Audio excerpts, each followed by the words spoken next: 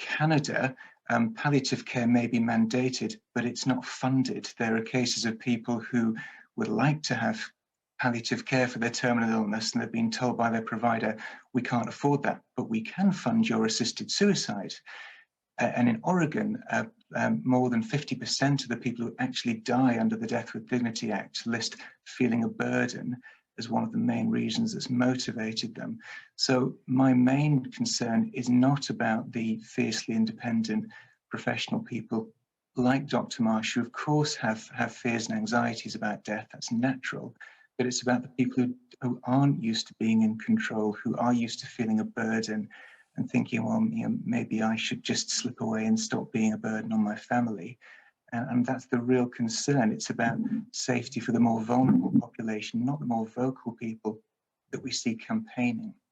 But it's about people's right at the same time as well, isn't it? So, and I understand it's such a difficult one. I think people at home will be really debating this, and there's no right or wrong answer. But the one thing, it is about someone's right, and I guess you never know until you're in that position for yourself. But how do we support that? Support the very human right to choose what to do. And in Canada, I hear what you're saying about the funding, and that sounds like a real issue that would need to be addressed.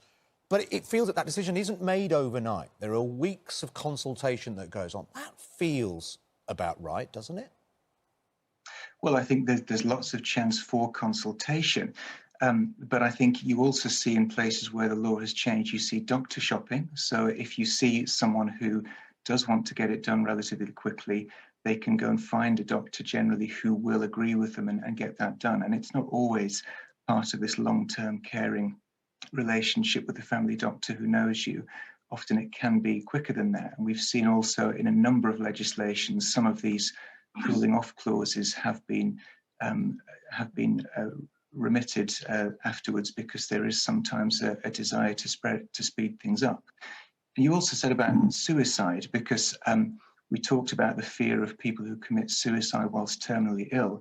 The evidence from these jurisdictions shows that actually, once you normalize suicide by saying it's okay for us to help you kill yourself in certain situations, whether it's physical pain or mental pain, the collateral suicides actually go up.